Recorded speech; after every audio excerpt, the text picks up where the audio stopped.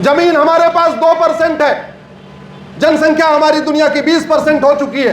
कहने का मतलब हमारे पास चारपाई 2 है और सोने वाले 20 लोग खड़े हुए। हमारे पास मात्र 4% पानी है, जनसंख्या 20% हो गई है, मतलब 4 गिलास पानी है और पीने वाले 20 हैं। भारत के 800 जिलों में से 50 जिलों का ग्राउंड वाटर खत्म हो गया। भारत के 50 जिलों में से 200 जिलों में जहां 40 फीट नीचे पानी था, वो पानी 200 फीट नीचे चला गया। अरे कोई नेता, अभिनेता, लेखक, बुद्धिजीवी, पत्रकार, कलमकार ग्राउंड लेवल, पानी का ग्राउंड लेवल ऊपर कर सकता है क्या? जोर से बताइए जरा। नहीं। भारत में प्रतिवर्ष 25 लाख लोगों की अकाल मौत हो रही है। 25 लाख, उसमें से 10 लाख लोगों की अकाल मौत पोल्यूशन के कारण हो रही है। Air pollution, water pollution, noise pollution, land pollution, plastic pollution, thermal pollution, electromagnetic pollution, visual pollution, जो 10 तरीके के पोल्यूशन, इससे 10 लाख लोगों की अकाल मौत हो रही है। और ऐसे नहीं कि सीधे सीधे बीमारी हो रही है, खत्म हो रहे हैं। 3 से 4 साल तक पहले बीमार रहते हैं। पहले किडनी खराब होती है, कोलेस्ट्रॉल बढ़ता है, डायबिटीज बढ़ती है, डिप्रेशन बढ़ता है, एंजाइटी बढ़ती है। पहले 4 साल इलाज होता है, घुटना खराब होता है, फलाने ठिकाने होता है, और उसमें घर का जो कम से कम 10-5 लाख सेविंग थी, वो पहले हॉस्पिटल और डॉक्टर को देने के बाद मरते हैं। दुनिया में सबसे ज्यादा अकाल मौत भारत में हो रही है, साल में 25 लाख। कभी आपने इसमें संसद और विधानसभा में चर्चा करते सुना क्या? जोर से बोलिए। अरे अगर नहीं हो रही है तो आपने चर्चा किया क्या? आपने इसके ऊपर सोचा क्या? आपने इसके ऊपर लिखा क्या? आपने इसके ऊपर बोला क्या? आपने अपने सांसद से बात किया क्या? आपने अपने विधायक से बात किया क्या? नहीं। तो जब मनीषी नहीं करेंगे, ऊपर वाले नहीं करेंगे, तो समस्या ज्यों की त्यों रहेगी भैया। फिर डॉक्टर बदलते रहेंगे, समस्या बदलेगी नहीं, क्योंकि बीमारी की चर्चा करने से बीमारी ठीक नहीं होती। बीमारी की चर्चा तो दवाई बदलने से ठीक होती है। ऐसी कौन सी समस्या है भारत में जो ठीक नहीं हो सकती है? भारत में लैंड डिस्प्यूट के कारण साल में 2 लाख लोगों की अकाल मौत हो रही है। हर साल भाई साहब 15 लाख लोग हाथ पैर तोड़ते हैं आपस में जमीन के झगड़े में, और फिर 2 लाख लोग चले जाते हैं उसी जमीन के झगड़े में। जमीन यही रहती है, वो चले जाते हैं ऊपर। इतना लैंड डिस्प्यूट भारत में क्यों?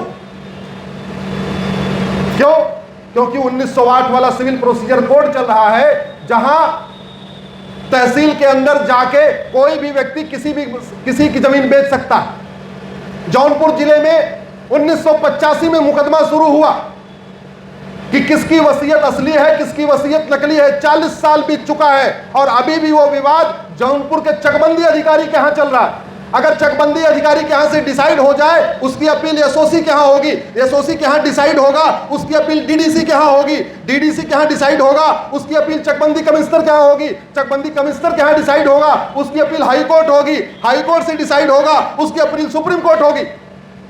40 साल से मुकदमा अभी सबसे नीचे स्तर पे है। 40 साल में यह नहीं पता चल पाया कि रघुवीर मिश्रा की कौन सी वसीयत असली है, कौन सी वसीयत नकली है।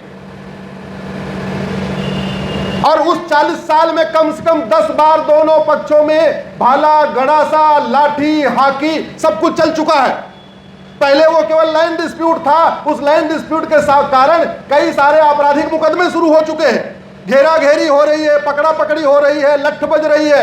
पहले एक मुकदमा था, वो तो खत्म नहीं हुआ, उसके कारण 10 आपराधिक मुकदमे और शुरू हो गए।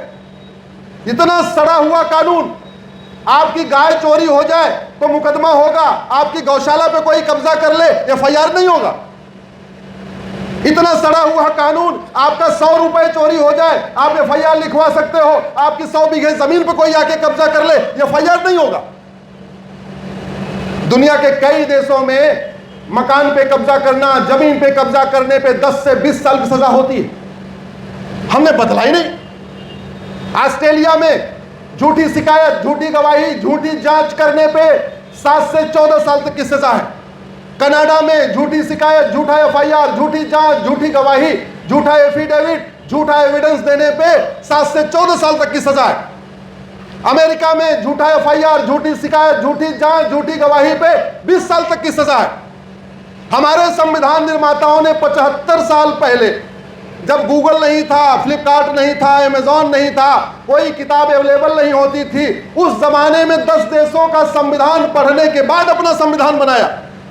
कुछ जापान से लिया, कुछ अमेरिका से लिया, कुछ फ्रांस से लिया, कुछ ब्रिटेन से लिया, कुछ अफ्रीका से लिया। आज की डेट में पूरे दुनिया के कानून गूगल पे हैं। पूरे दुनिया के कानून आप आज ऑर्डर करिए, 3 दिन के अंदर भारत आ जाएगा। और फिर भी एसी के कमरे में बैठे बैठे बाबू जो कानून बना देते हैं वही संसद विधानसभा में पास होने के बाद कानून बन जाता है। इस सड़ी हुई व्यवस्था को कौन रोकेगा? जोर से बोलिए जरा, कौन रोकेगा भैया? इस कार्यक्रम की सार्थकता तभी है जब ऐसे विषयों के ऊपर चिंतन हो, और ऐसे विषय केवल आपस में चिंतन नहीं हो, पब्लिक डिस्कोर्स का विषय बने।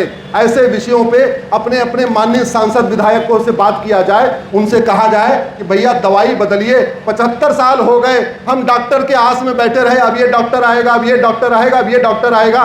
जौनपुर जिले में पिछले 40 साल में जो मुकदमा चल रहा है, 12 मुख्यमंत्री और 20 राज्यपाल बदल चुके हैं।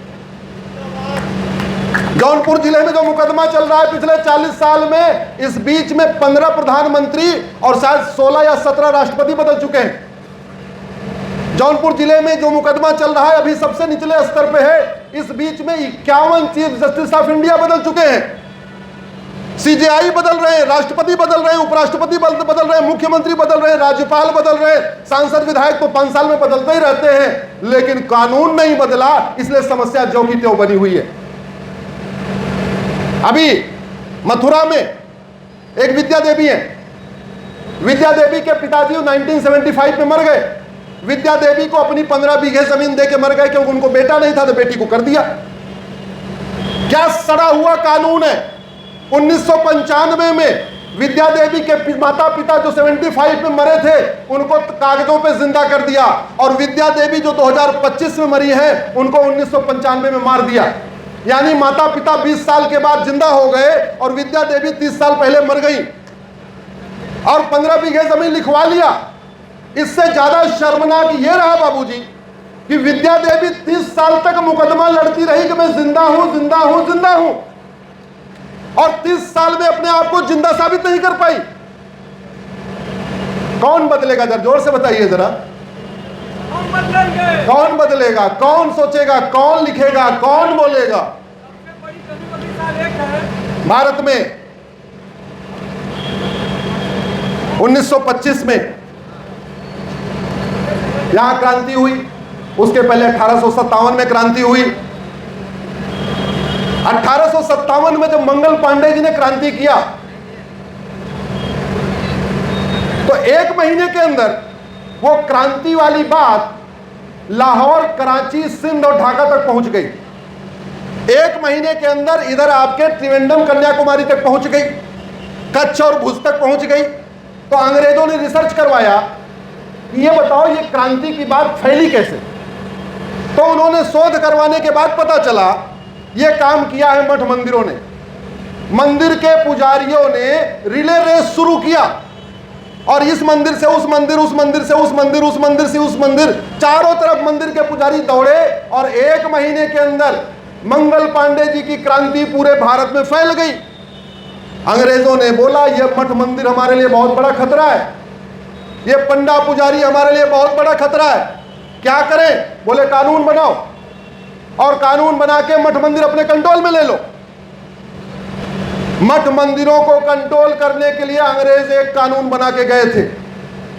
1950 के बाद वाले अंग्रेजों ने 34 कानून और बना दिए। आज की डेट में मस्जिद, मजार, दरगाह को कंट्रोल करने के लिए एक भी कानून नहीं है, चर्च को कंट्रोल करने के लिए एक भी कानून नहीं है, और मठ मंदिरों को कंट्रोल करने के लिए 35 कानून चल रहे हैं। उन 35 कानूनों को मैंने सुप्रीम कोर्ट में चैलेंज किया हुआ। एक भी मस्जिद, एक भी मजार सरकार के कंट्रोल में नहीं, एक भी चर्च सरकार के कंट्रोल में नहीं, 4 लाख मठ मंदिर सरकार के कंट्रोल में। मस्जिदों से सरकार 1 रुपए नहीं लेती, चर्च से सरकार 1 रुपए नहीं लेती, और यहां सारा का सारा चढ़ावा सरकार ले रही है। क्या कर रही है? क्या हमारे काशी विश्वनाथ का जो चढ़ावा है उससे गौशाला खुल रही है क्या? जोर से बताइए। उससे यज्ञशाला खुल रही है क्या? उससे भोजशाला खुल रही है क्या? हमारे चढ़ावे से क्या वहां पे स्कूल बन रहा है क्या?